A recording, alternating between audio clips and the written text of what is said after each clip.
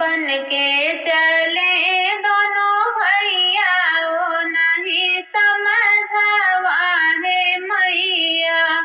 बन के चले दोनों भैया वो नहीं समझावा है मैया।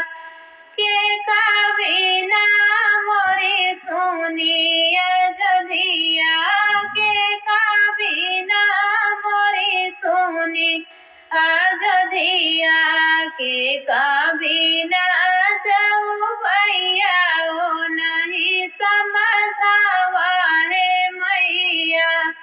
के कभी ना जाऊं भैया वो नहीं समझावा है मैया।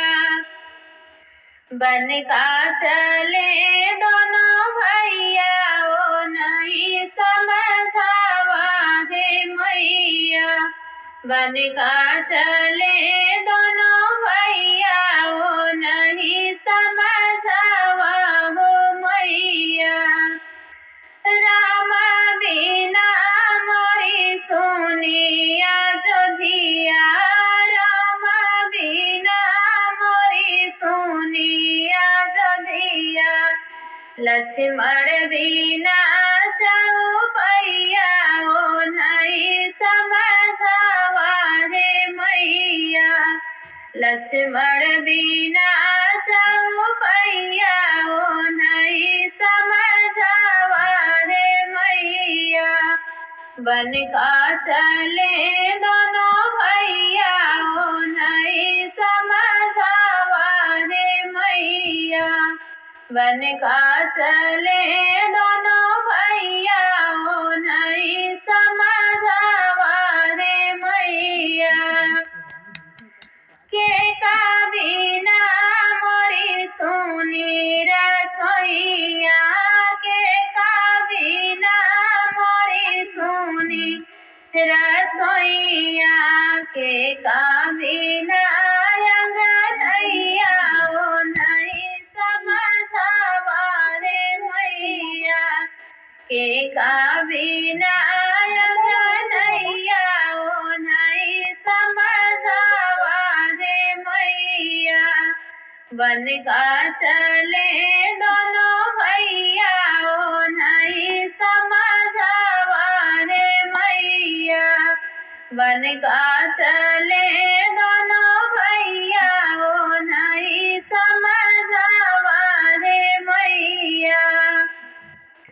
सीता बिना मोरी सुनी रसोइया सीता बिना मोरी सुनी रसोइया।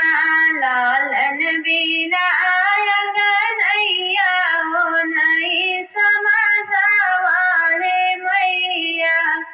लालन बिना अंगनैया वो नहीं समझावा है मैया।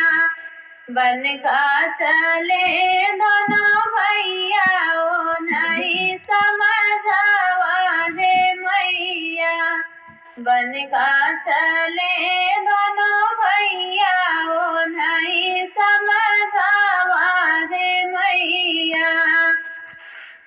आई राम जी भरी हैया अयोध्या आई है जे राम भरी हैया अयोध्या।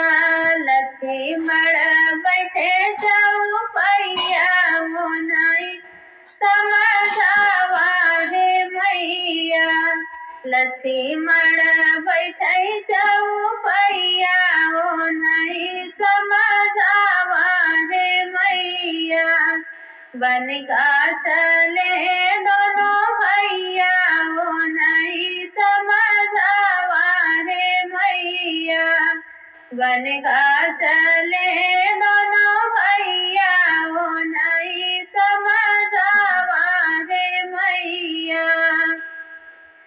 आई सीता भरी है रसोइया आई सीता भरी है रसोइया।